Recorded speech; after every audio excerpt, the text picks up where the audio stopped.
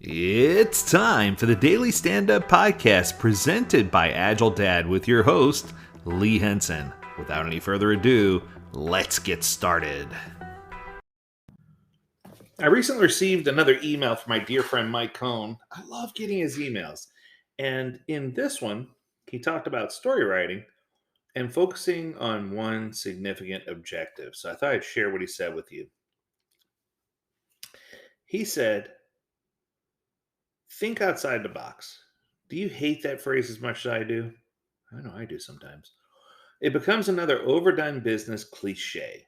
But it also bothers me because creativity often comes from thinking inside the box. So let me explain. Um, Sometimes when you're thinking outside the box, I guess he's going to lead to you becoming distracted or becoming separated. Let's see where he takes it.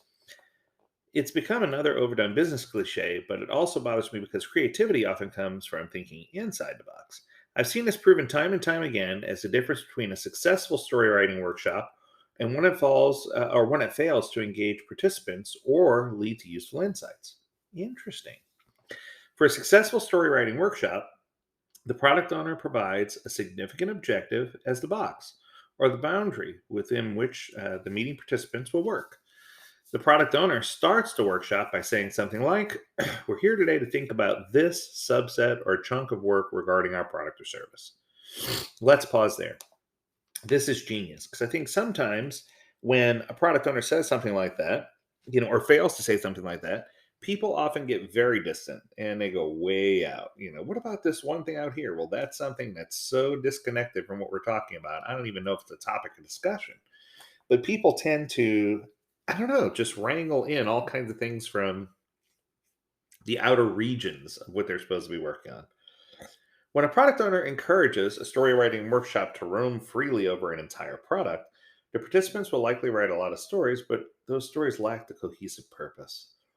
When the product owner instead focuses the meeting on a single, significant objective, the participants tend to find more creative and valuable solutions to the chosen area of a product. That's genius, Mike.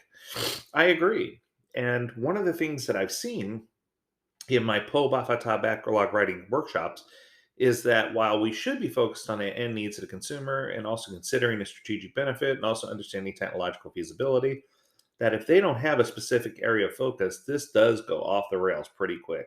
So your assessment here is spot on.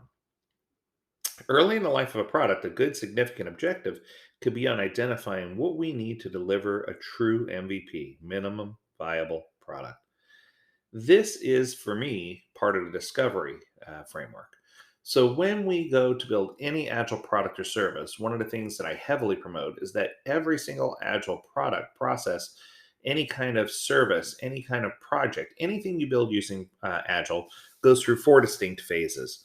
The first one is ideation, where we brainstorm and come up with good ideas. And that's where we tend to be more thinking outside the box and brainstorming and trying to wrangle some things so that we can bring them back in. It's a matter of allowing our thought processes to diverge and then coming back to a convergent solution.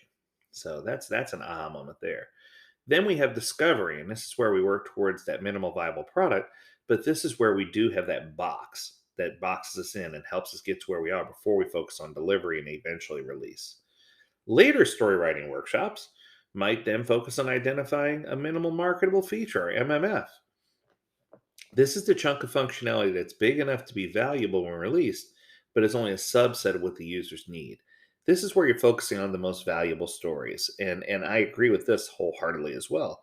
This is also part of discovery, but this is leading from discovery into delivery. So this is kind of the bridge between discovery and delivery.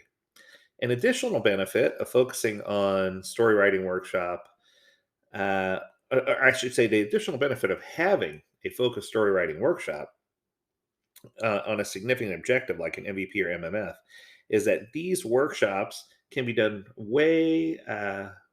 way less time, and they don't necessarily even need to be done as frequently because if we have that dedicated focus, we can really dig in.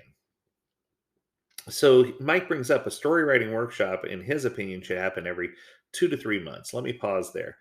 What I'm going to say is this is what I've always taught, and I 100% agree.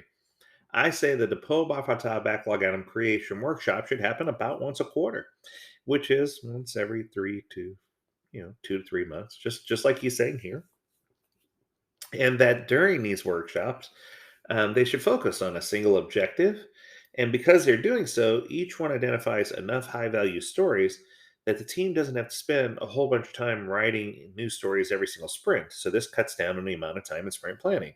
So I hope you're seeing a pattern here that a lot of what Mike is talking about here that comes from his writing better user stories, agile estimating and planning, all those different books and succeeding with agile, where he talks about and puts emphasis on how we lay out our stories and how we create these patterns. This is going to help us to really hone in, zoom in, and be able to spend less time in agile meetings.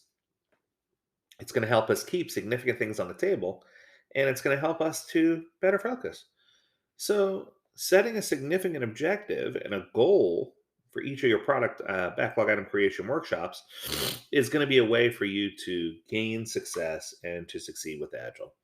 What I might add is take time to understand the Po Bafata. Understand that a product owner, while they could be considered omnipotent, does need input from other people in order for them to make successful decisions. In my world, I teach the whole concept of the Bafata so that people understand that a business analyst, functional analyst, and technical analyst can all add value to this story writing workshop and help keep things on the rails and help keep us focused on that one significant objective. Mike, I can't tell you how much I appreciate you sending these emails. Keep them coming. If you have a topic you want us to talk about, please feel free to reach out. Learn more at agiledad.com. We'd love to hear yours. And as always, we encourage you to stay healthy, stay well, and stay agile, my friends. Until next time, do take care.